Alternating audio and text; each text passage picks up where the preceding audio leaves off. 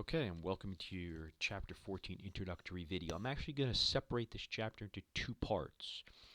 And that's because it's a long chapter, and it's the only chapter that's going to be on your next exam. So we're actually going to have two videos. I'm going to break it into two parts. And the title of this chapter is Chemical Equilibrium, Equal but Opposite Reaction Rates. These are the learning goals for the entire chapter. Be able to write an equilibrium constant expression, calculate equilibrium constants and reaction quotient. We'll explain what reaction quotient is later in the chapter. Predict the direction of reactions, how they respond to changes. For instance, I've got a reaction and I'm going to add some more reactants, or I'm going to decrease the pressure. What happens?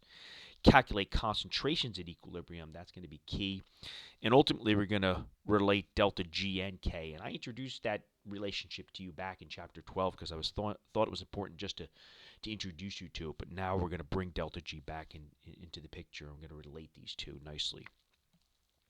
So here's the outline for the entire chapter, and what's in blue is actually what's on the first video. What's the last four sections there will be on your second video for chapter 14, and I will point out that section 14.6, which is not real big or anything like that, I'm going to incorporate that into writing equilibrium constant expressions here. I feel like it's a little out of place and it's easy to do there, so I'll be doing that. So as you look for section 14.6, obviously in your slides, it's going to be integrated in with 14.2.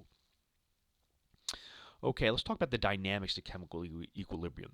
It's important to realize that many reactions fail to go to completion. When we say a reaction is spontaneous, we mean that it's product favored. It doesn't mean that you don't have any reactants left in the end when that system is at equilibrium. There are reactions that go completely to the right, and really what's left reactant-wise is next to nothing or immeasurable. But many reactions, their equilibrium point simply means products are favored. So if there's more products than reactants, we simply call that product favored. It doesn't mean it's all products. And of course, this would be reactant favored. That's important to realize. It doesn't mean, we say something is spontaneous. That always meant for us product favored. It didn't mean that you don't necessarily have any reactants when the reaction comes to equilibrium. So what exactly is equilibrium? Well, we've defined this before. So here's a particular reaction. We have A going plus B going to C plus D with the stoichiometric coefficients. But you realize we have this double-headed arrow here, and this means that the products are capable of forming reactants also. This reaction is reversible.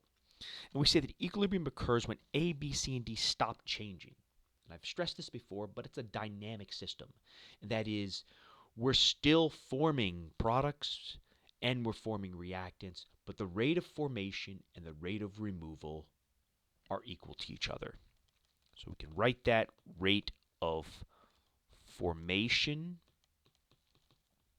equals rate of removal. And you could say that about the reactants or the products. So the concentrations are constant.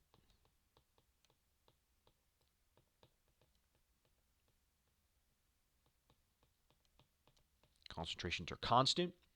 Species do not stop forming or being destroyed. Do not stop forming or being destroyed. That's what we mean by this idea of a dynamic system. That's important to realize. Okay, so this particular slide is showing us concentration on the y-axis versus time on the x-axis. And the reaction here is H2 gas plus CO2 gas goes to H2O plus carbon monoxide. And it's important to realize that chemical equilibrium is independent of direction.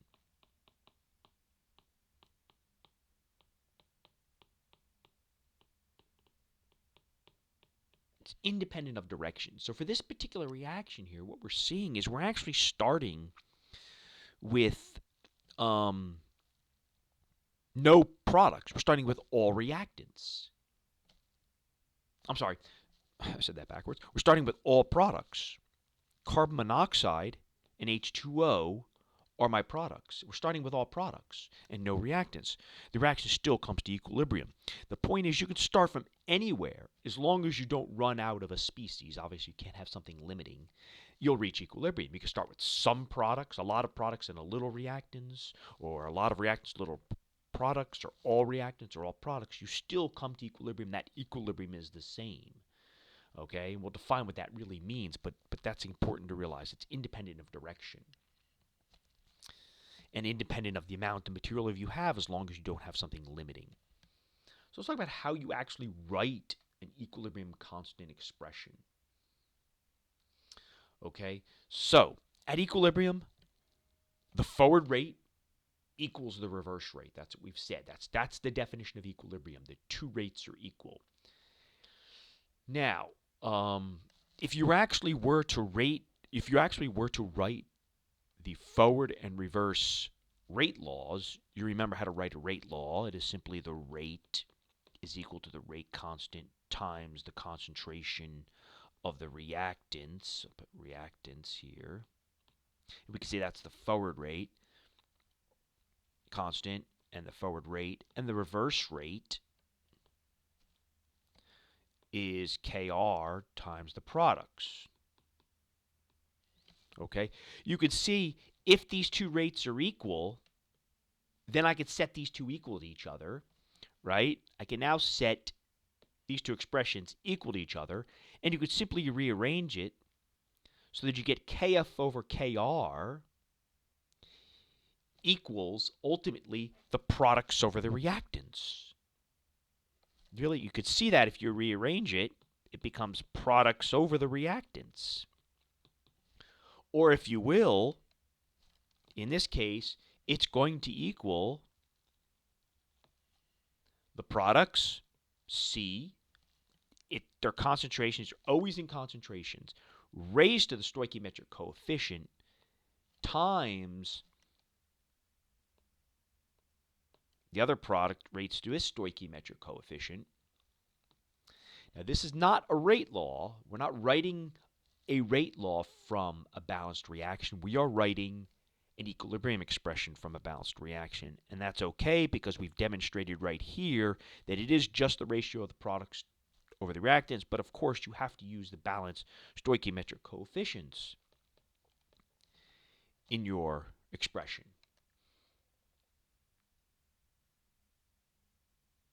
The C is simply for concentration. You can have different equilibrium constants, actually, and the C is for concentration. So ultimately, all we're looking at is a ratio of products to reactants. And this ratio is named the equilibrium constant. This is the equilibrium constant. Lots of times that C will be dropped because most equilibrium constants are based on concentration, but you'll see there'll be a few others.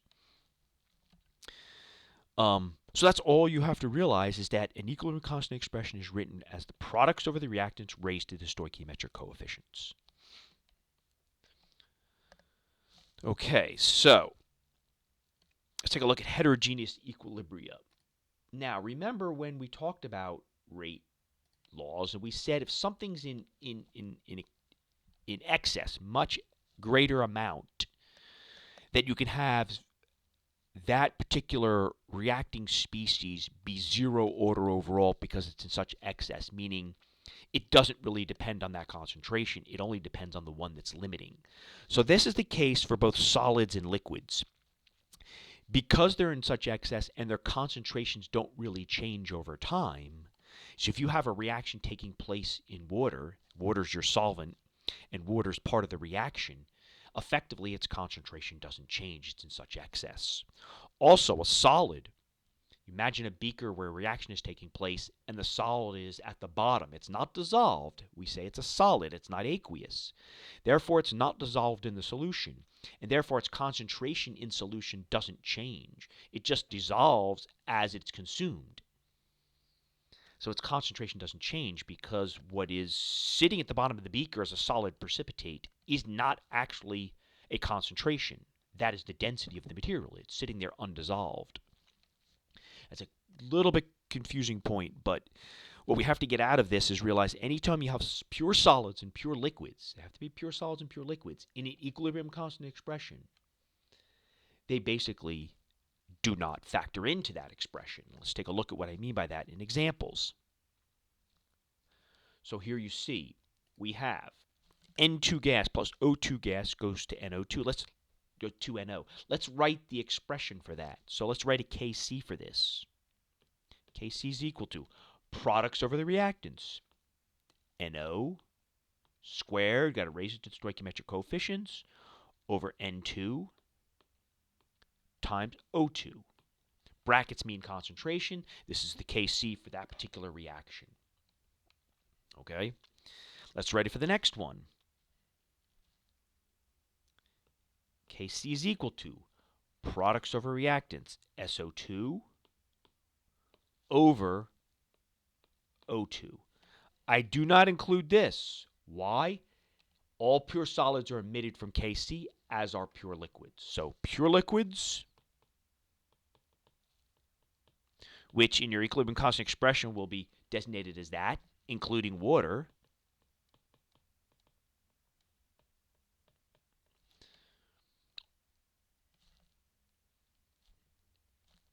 and solids, which will be designated as S, pure solids, are emitted from Kc. From Kc. Okay, that's what you just have to get out of this. You're not going to include those in your Kc. All right. Determine equilibrium constants. Now, if all equilibrium concentrations are known, it's easy to calculate Kc for a reaction. For instance, what do we have here? We have 2A going to B, and we have the concentration of A and B at equilibrium. So the question is, what's Kc? Well, it's that simple. Kc is equal to the concentration of B over the concentration of A. Don't forget to square that. So it simply becomes 4.0 over 2.0 squared. It's 1.0. That is an equilibrium constant. Equilibrium constants are unitless. Okay? They are unitless. Sometimes you will see some people show them with units, but equilibrium constants are defined and should be considered unitless. And it's pretty straightforward to write a Kc then from that expression. Now, what does a Kc actually mean? Well, if Kc is very large, much greater than 1, if you will, the reaction is strongly product favored. So if you will, very little reactant remains.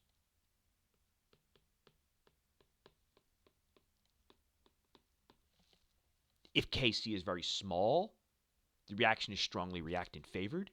Very little product forms.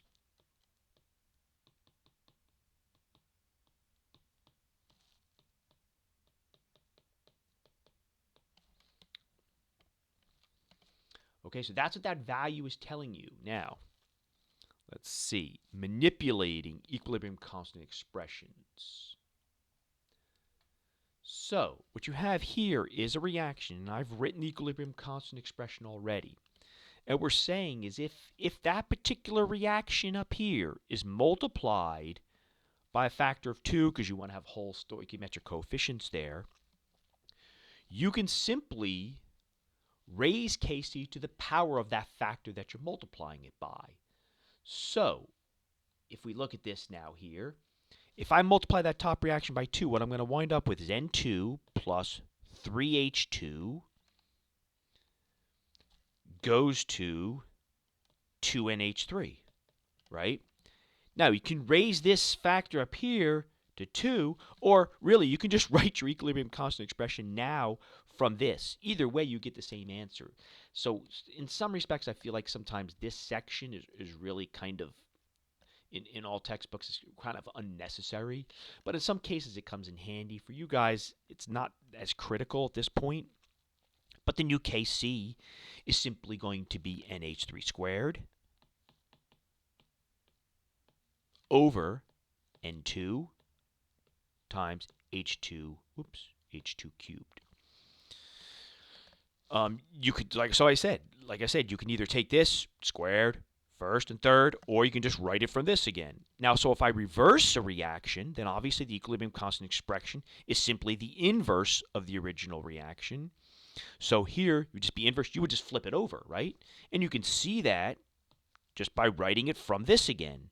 N2 times H2 cubed over NH3 squared. So you can either write it from this, or if it's very complicated and you've already got the equilibrium constant expression, that's where it comes into comes in handy, if you will. The other thing is you can actually combine values. So if an overall chemical reaction is the sum of two or more other reactions, the overall value of K is the product of the K values of the other reactants.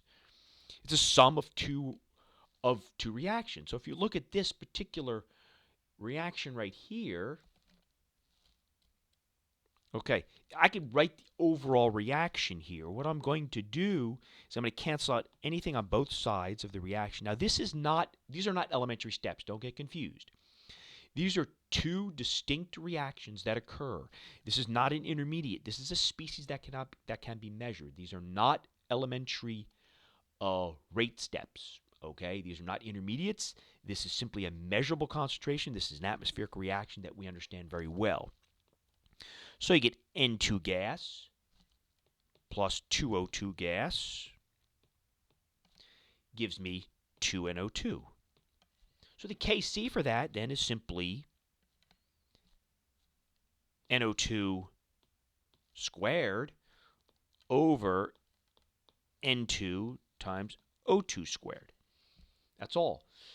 But what it is actually is the product of those two steps. So if you were to multiply those two equilibrium constants together, I'm going to write these back down here. You've got NO squared over N2 times O2 times, if you will, the second equilibrium constant, NO2 squared over NO squared times O2. You can see that this cancels out, and ultimately you get NO2 squared. You get this right here. So that's all we're showing here, and that's just one way to look at it. If you have a series of reactions, it becomes important.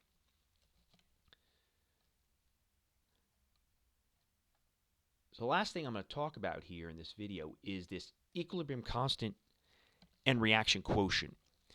The reaction quotient is simply the equilibrium.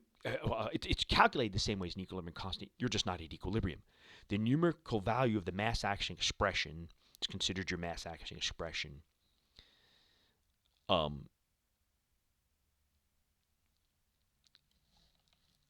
Anytime you're not at equilibrium. So basically you calculate it the same way. It's products over reactants. So it's basically the value at any moment in time. And ultimately at equilibrium, Q becomes K, and that's what you're seeing here. Q becomes K at equilibrium. So we can see over here, we're less than K, so we're going to move and form more products. And that's what we're doing here. We have our reactants, H2 and O2. We're going to move to form more products. That's this region here. If we're over here in this region, we're going to move to form more reactants. And that's going to be key. And at equilibrium, Q is equal to K. And so it's calculated exactly the same way. You just have to realize that it becomes K at equilibrium. And this last slide then I'm going to show you is simply a table in your book, table 14.3, that shows you those values. And when Q is less than K, the reaction as written proceeds in the forward direction. Q is greater than K, the reaction as written proceeds in the reverse direction. So what's critical here is you can calculate Q at any time during a chemical reaction and know in which direction that reaction is going to proceed. And that's one of the keys, because you're not always at equilibrium, especially in environmental systems and in many systems we study, we're often not at equilibrium. Okay, with that, that concludes the first video for Chapter 14. Once again, we'll have a second video, and make sure you watch this one before class